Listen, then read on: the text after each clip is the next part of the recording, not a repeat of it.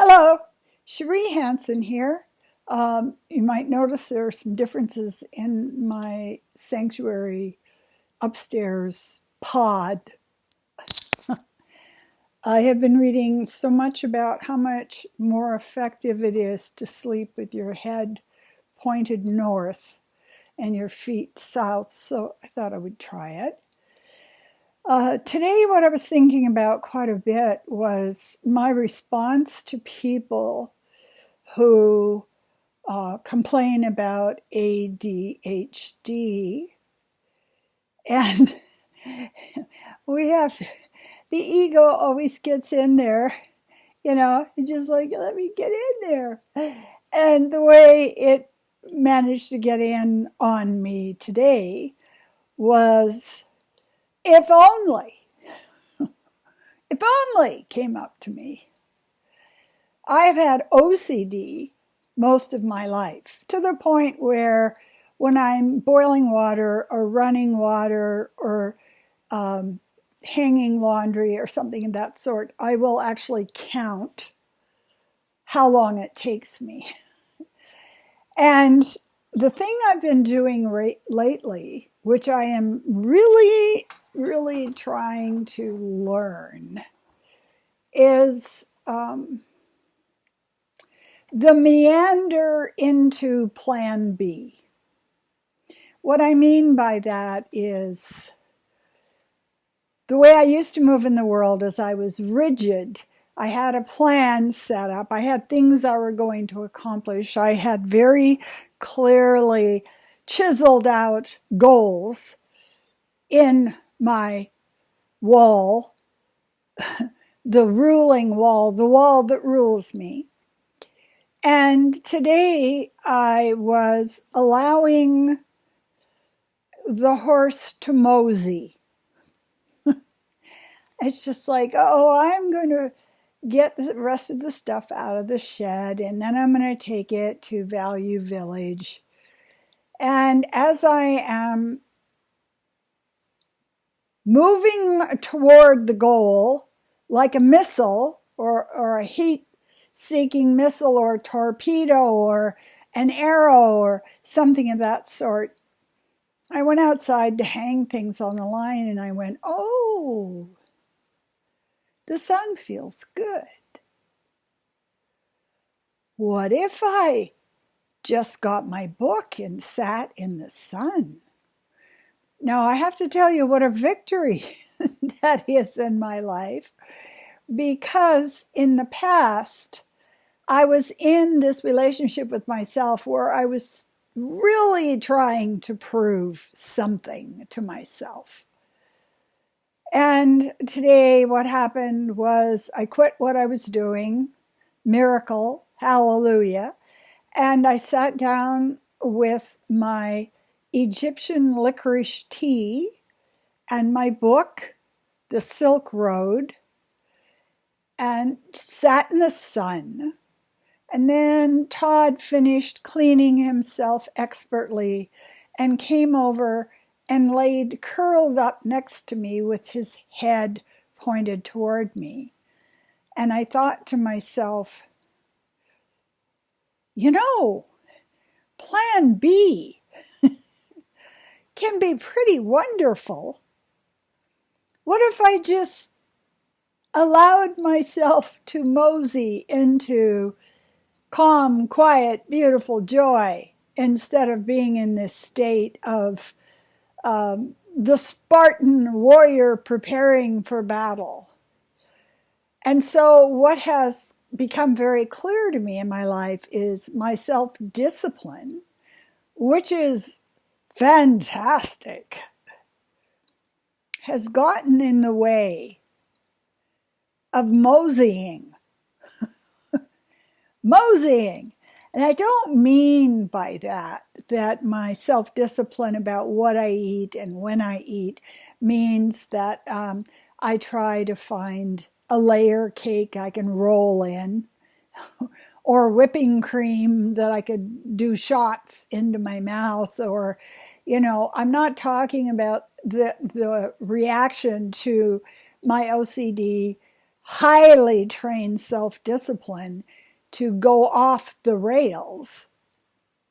I am just exploring a few things. In the morning, I used to answer my email and get straight into the Wim Hof cold bath and the affirmations. And now what I do is I really enjoy the crazy, weird, strange posts from various musicians or comedians that come up on my video feed. And I sit there and I end up laughing really hard. And what laughing hard does for me, and I think for most other people, is it raises your vibration and it resets. It resets your neurological system.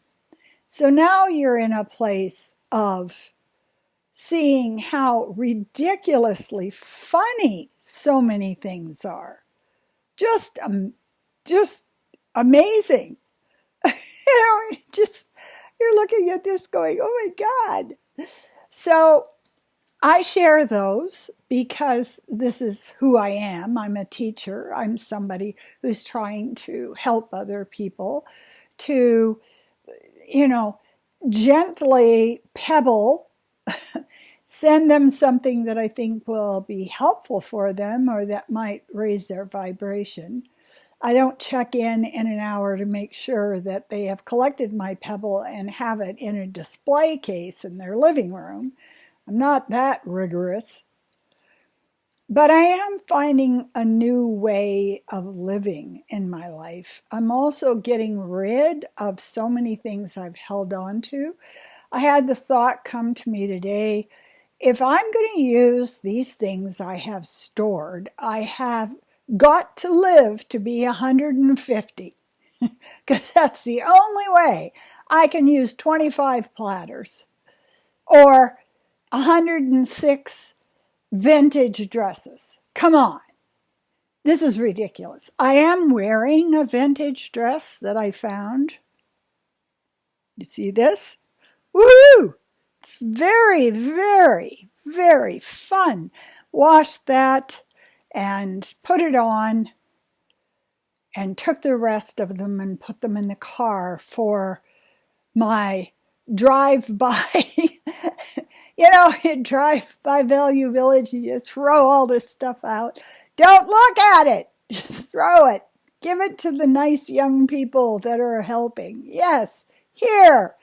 And one of the things that helps me with this is I picture in my mind somebody who's going through the things that I own and going, oh man, this is exactly what I needed. So I see it as gifting to imagined recipients. And it makes me feel good. Keeping it in the 2 sheds and the storage spaces I have up here do not make me feel good. And so this is the theme that I am headed into now. I went for somatic therapy and the therapist did energy shifting, and afterwards she said, now is the time in your life when you have fun. And I'm sitting there at the table writing it down because that's what an OCD person does. I'll write it all down. 6 steps. What are the steps? And I said, oh, have fun so that I can be a good example for other people. And she goes, no, have fun to have fun. And I was so puzzled. I said, oh, have fun because then my vibration will be higher and I'll be a better teacher. And she's just looking at me like I should be kept back. In kindergarten, do you suppose some kindergarten would take her at 80? Here she is. And I said, oh, have fun because then I'll be healthier. My immune system will be so protected and so gloriously healthy. She says, no, have fun to have fun. And I went away and thought about that and thought about it and journaled about it. And what I came to was I just fucking didn't get it. I don't know what language you're speaking. So this is something I realized that I was really balking against. I was just digging in my donkey heels and refusing because this is the Spartan way. This is the OCD way. You make up a plan and you do it. And no matter if they cut your arms off, you'll try and do it with your stumps.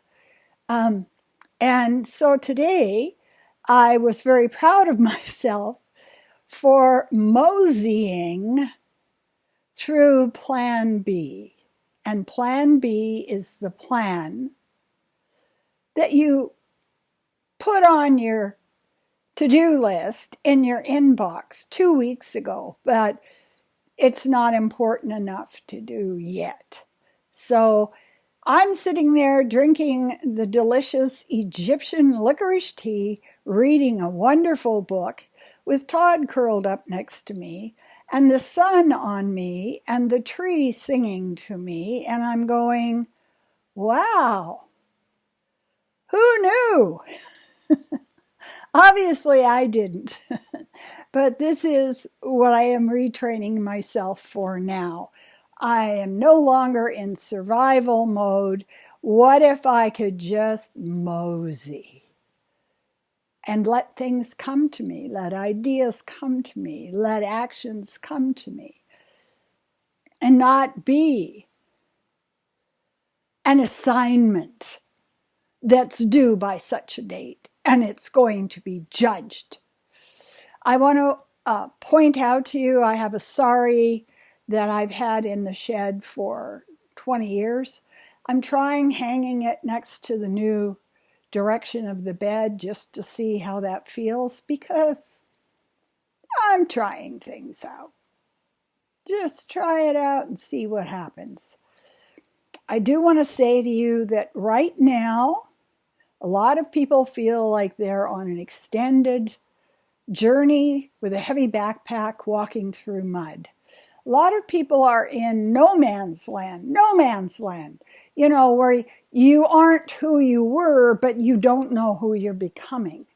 And the thing that happens in that space is surrender. You just surrender. Let's just see what's happening. It's like putting a Band-Aid over a cut. And under the Band-Aid, the cut is healing. You don't need to keep taking it off and judging what's going on. Just trust that your body is healing, your spirit is healing. You're learning, you're growing, you are supported and loved. And so this is my message on this day of Plan B, moseying along. And I really encourage you to subscribe to my channel, to like my videos, to put a comment on there, and maybe mention them to somebody else who doesn't understand that the energy is that of transition right now. It's not on them. They're not creating it. They're just going through it. Get a hold of me if you want a psychic channel reading, a card reading, personal coaching. I am here for you. I know how to get there because I did. All right. And I want to say, with this beautiful, sorry, turquoise and gold behind me, I appreciate you.